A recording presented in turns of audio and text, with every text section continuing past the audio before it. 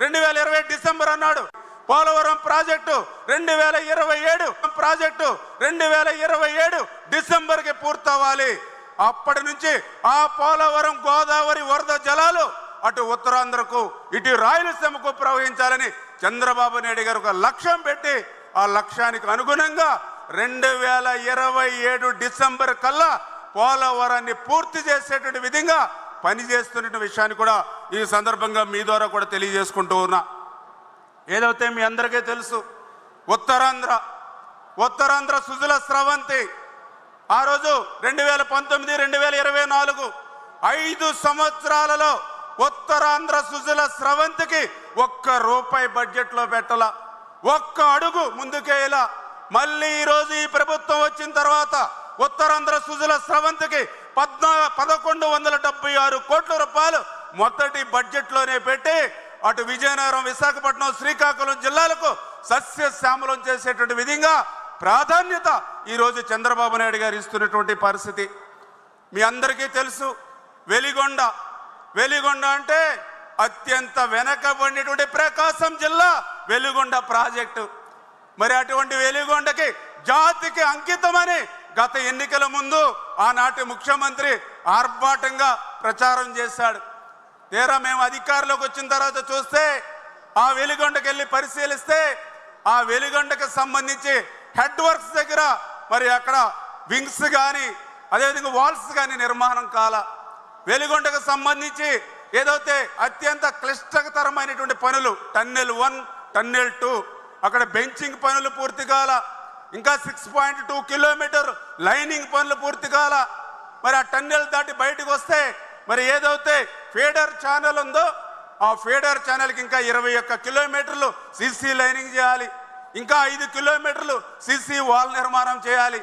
ఆ feeder wall దాటి reservoir దగ్గరికి వెళ్తే అక్కడ నిర్వాసితులకి 900 కోట్ల రూపాయలు అక్షరాల R&R ప్యాకేజ్ ఇవ్వాలి. నిర్వాసితులు కాలనీలు కట్టాలి. అంటే చంద్రబాబు నాయుడు గారు లాంటి వ్యక్తి ముఖ్యమంత్రిగా ఉంటే ఇంకొక 2 సంవత్సరాల్లో ఆ వెలిగొండను పూర్తి చేయొచ్చు. దగ్గర ఇంకా 4000 కోట్ల రూపాయలు వెలిగొండకి ఖర్చు చేయవలసి ఉండగా పూర్తి కానిటువంటి ప్రాజెక్టుని పూర్తయినట్లుగా ఆ రోజు జాతికి అంకితం చేశానని చెప్పి ఏ రకంగా అయితే ఆ యొక్క ప్రకాశం జిల్లా ప్రజల్ని ఆ రోజు జగన్మోహన్ రెడ్డి మోసం దగ ఎట్లా చేశాడో ఆ వెలిగొండే ఒక ఉదాహరణ. ఆ వెలిగొండే కాదు, ఇవాళ ఈ రాయలసీమ ప్రాంతాన్ని కూడా అదే రకమైన మోసం, అదే రకమైన దగ. ఎందుకంటే ఇక్కడ కూడా ఒక సినిమా సెట్టింగ్ వేశాడు.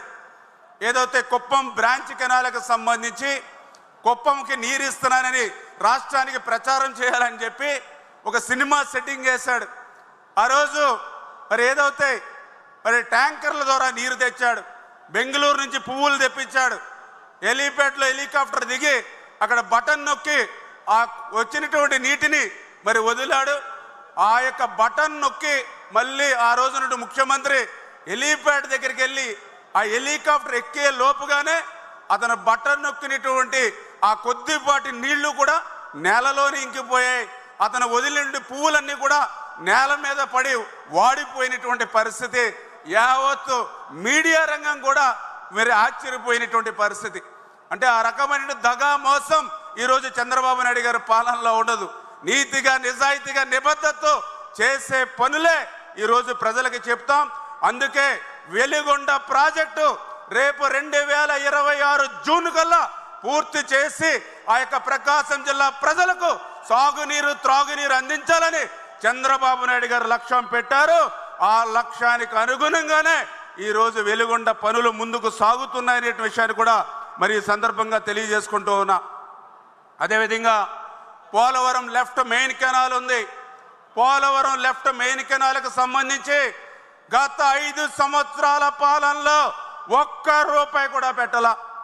మళ్ళీ ఈరోజు ఈ ప్రభుత్వం వచ్చింది, చంద్రబాబు నాయుడు గారు వచ్చిన తర్వాత ఆ పోలవరం లెఫ్ట్ మెయిన్ కెనాల్కి 1200 కోట్ల రూపాయలు నిధులు కేటాయించడమే కాదు, ఈ 2025 కల్లా ఫస్ట్ ఫేజ్లో ఆ పోలవరం లెఫ్ట్ మెయిన్ కెనాల్ పనులు పూర్తి చేసి విశాఖపట్నానికి డ్రింకింగ్ వాటరు, స్టీల్ ప్లాంట్కి, ఇతర పారిశ్రామిక అవసరాలకు నీరు ఇవ్వాలనేటువంటి లక్ష్యం చంద్రబాబు నాయుడు గారు పెట్టారు. ఆ లక్ష్యానికి అనుగుణంగా ఈవేళ పోలవరం లెఫ్ట్ మెయిన్ కెనాల్ పనులు కూడా చురుగ్గా సాగుతున్నాయని చెప్పేసి కూడా ఈ సందర్భంగా తెలియజేస్తూ ఉన్నా. అదేవిధంగా మీ అందరికీ తెలుసు, గత 5 సంవత్సరాల్లో ఎక్కడ కూడా వీడ్ రిమూవల్ లేదు, ఎక్కడా కూడా ఒక తట్ట మట్టి డీసిల్టింగ్ ఏ కెనాల్లో కానీ ఏ డ్రైన్లో కానీ ఎక్కడ తీసినటువంటి పరిస్థితి లేదు.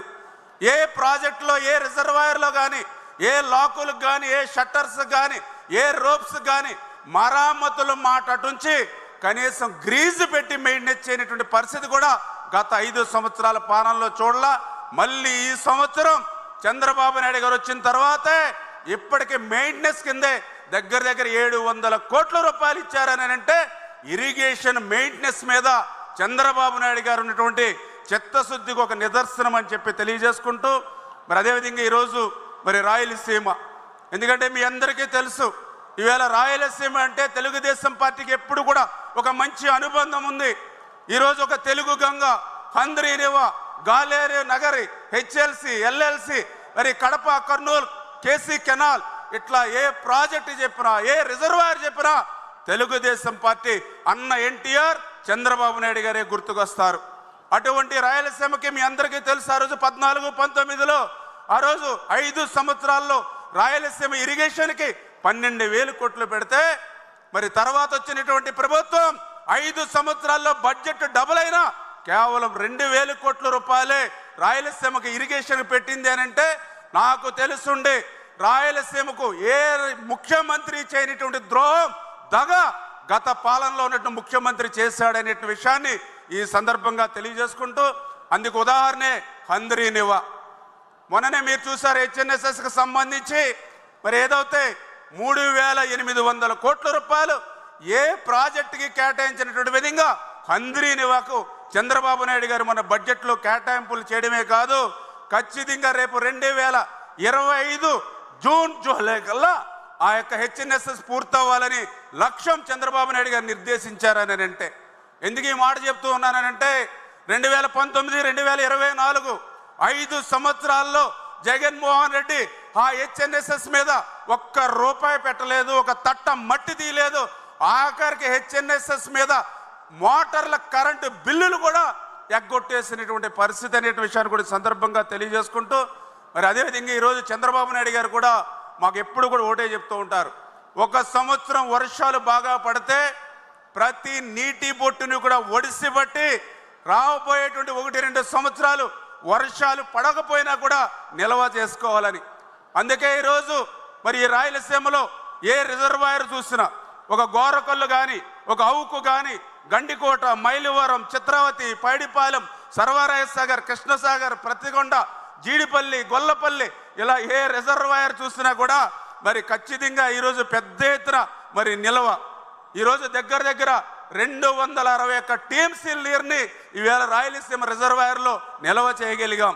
ఈరోజు అవసరాలు తీర్చుకోగా, ఎందుకంటే ఆ రోజు పంటలకు కానీ త్రాగునీరు అవసరాలు తీరుగా కూడా ఈరోజు మే నెల దాటి జూన్ నెల వస్తున్నా కూడా ఇంకా 152 టీఎంసీ నీరు ఈవేళ రిజర్వాయర్లు రాయలసీమలో కలకల్లాడుతూ ఉన్నాయంటే అది చంద్రబాబు నాయుడు గారి యొక్క ముందు చూపు అని చెప్పి తెలియజేసుకుంటూ, మరి అదేవిధంగా ఆఖరిగా మీ అందరికి కూడా ఒక్కటే, రాయలసీమను రతనాలసీమగా మార్చాలని ఆ రోజు చంద్రబాబు నాయుడు గారి ఆలోచన.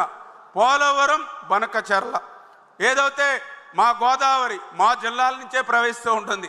ప్రతి సంవత్సరం 3,000 టీఎంసీల నీరు వృధాగా సముద్రంలోకి పోతూ ఉంది.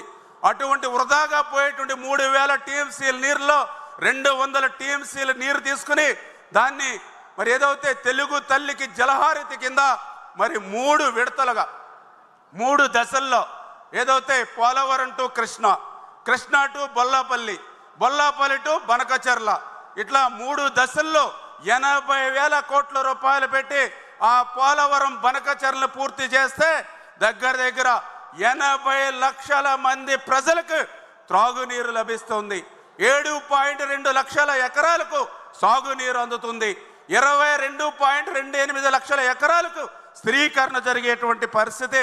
రేపు పోలవరం బనకచెర్ల పూర్తవుతే యావత్ రాయలసీమ అంతా కూడా పచ్చని పైరుగా కనిపిస్తుందనే విషయాన్ని మీ ద్వారా అందరికీ కూడా తెలియజేసుకుంటూ, ఈ రకంగా ఆర్థిక పరిస్థితి సహకరించకపోయినప్పటికీ కూడా ఇరిగేషన్కి ఇంత పెద్ద ఎత్తున ప్రాధాన్యత ఇస్తున్నటువంటి ఈ యొక్క సాగునీటి రంగం మీద నేను ప్రవేశపెట్టేటువంటి తీర్మానాన్ని బలపరచవలసిందిగా మిమ్మల్ని అందరినీ కూడా కోరుతూ సెలవు తీసుకుంటున్నాం. Thank you.